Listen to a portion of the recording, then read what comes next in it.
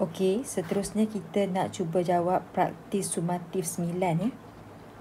Di muka surat 198 buku teks. Okey, kita tengok soalan yang pertama. Soalan yang pertama.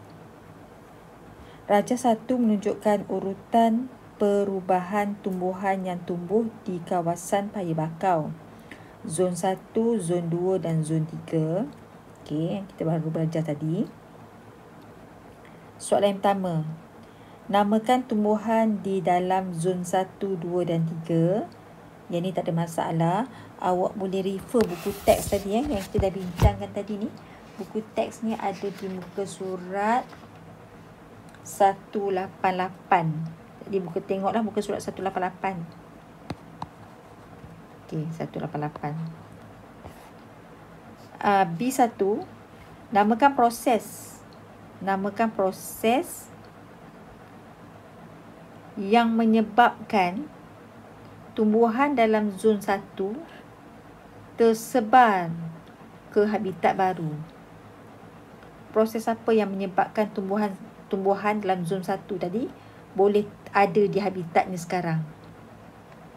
Proses pengkolonian ya. Jawapannya proses pengkolonian. Okay, cikgu bagi jawapan. B2. Namakan proses yang menyebabkan tumbuhan dalam zon 1 digantikan. Digantikan tu kita boleh ubah dengan perkataan disesarkan oleh tumbuhan dalam zon 2. Proses tu namanya sesaran. Okey. Yang nombor 1A awak buat, 1B pun awak buat. Okey. Soalan 1C. Tumbuhan di dalam zon 2. Zon 2 ni ditebang untuk membina kolam ternakan ikan. Okey. Bagaimanakah aktiviti ini boleh mempengaruhi ekosistem Paya Bakau? Jelaskan. Okey. Jawapannya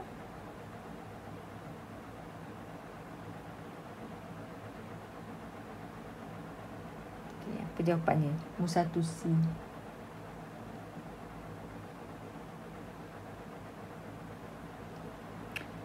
Tumbuhan di dalam zon 2 ditebang untuk membina kolam ternakan ikan. Zon 2 tu kita tebang.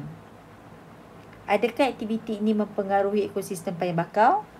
Jawapannya tidak terganggu. Tidak terganggu. Alasan kerana kolam ikan mengekalkan persekitaran semula jadi. Okey, tidak terganggu kerana kolam ikan mengekalkan persekitaran semula jadi. Okey, yang itu saja jawapannya.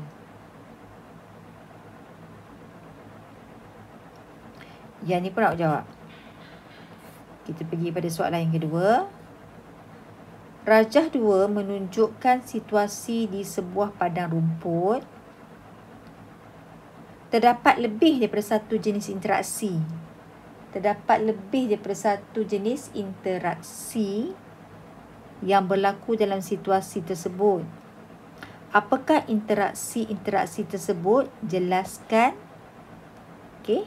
Jadi kat sini kita boleh lihat interaksi di antara kerbau dan burung. Okey, yang pertama kerbau dengan burung. Okey, interaksi apa di antara kerbau dengan burung? Sudah tentulah interaksi simbiosis jenis komensalisme, di mana kerbau tidak dapat keuntungan ataupun kerugian. Sebaliknya, kerbau sebagai perumah tak untung dan tak rugi. Dan burung yang duduk dekat badan kerbau tadi mendapat keuntungan, iaitu dia mendapat makanan daripada badan kerbau. Contohnya seperti kutu. Okey, itu yang pertama. Interaksi yang kedua antara kerbau dan kutu. Ini adalah interaksi jenis parasitism. Okey. Di mana kutu adalah sebagai parasit yang menghisap darah kerbau, dan kerbau itu adalah apa dia? Kerbau tu adalah perumah yang akan mendapat kerugian. Okey, yang ni kita panggil parasit. Satu pihak saja dapat keuntungan. Okey, kutu saja dapat keuntungan. Sementara kerbau tu dapat kerugian sebab dia dah kehilangan darah. Okey, selesai nombor 2. Nombor 3. Satu kajian dijalankan untuk menganggarkan saiz populasi ikan di sebuah kolam. Kajian tersebut dijalankan mengikut langkah-langkah seperti di bawah. Ikan ditangkap, dikira, ditanda dan dilepas semula ke dalam kolam. Selepas seminggu, ikan-ikan ditangkap dan dikira. Bilangan ikan yang bertanda kita catatkan. Okey, yang ini teknik apa ni? Teknik tangkap, tanda, lepas, tangkap semula, betul tak? Apakah bahan yang sesuai untuk digunakan sebagai penanda? Bahan yang sesuai digunakan sebagai penanda adalah kita boleh gunakan cat kalis air. Cat yang bila kena air dia tak mudah tanggal. Cat kalis air. Okey. Yang kedua, 3B. Nyatakan formula untuk menganggarkan saiz populasi ikan. Tadi kita dah bincang formula dia. Awak boleh refer buku teks. 3C. Ketepatan kaedah ini bergantung pada andaian. Okey, andaian. Ketepatannya bergantung kepada andaian. Berikan 2 andaian tentang populasi ikan.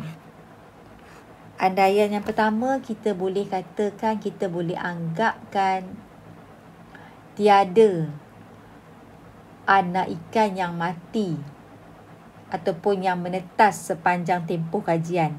Kita buat andaian sepanjang tempoh kajian kita tu, kita andaikan tak ada ikan yang mati dan tak ada ikan yang baru menetas. Okay, yang pertama. Yang kedua, kita boleh buat andaian tiada spesies ikan yang berpindah keluar ataupun spesies ikan yang berpindah masuk ke dalam kolam ikan tu. So, kita buat andaian macam tu. Okey, sepanjang kajian kita, katalah sepanjang kajian kita selama 3 minggu, kita andaikan tak ada ikan yang mati, tak ada ikan yang baru menetas. Yang kedua, kita andaikan tak ada ikan yang keluar daripada kolam tu pergi tempat lain dan tak ada ikan daripada tempat lain yang masuk ke dalam kolam tu. Ya, ini 2 andaian ni. Okey. Cikgu rasa awak buat soalan nombor 1, nombor 2 dan nombor 3 sahaja. Okey? Yang lain tu kita akan jawab kemudian lah. Okey? Lagi sekali soalan yang perlu awak selesaikan, soalan nombor 1, soalan nombor 2 dan soalan nombor 3. Okey, sekian untuk kali ini.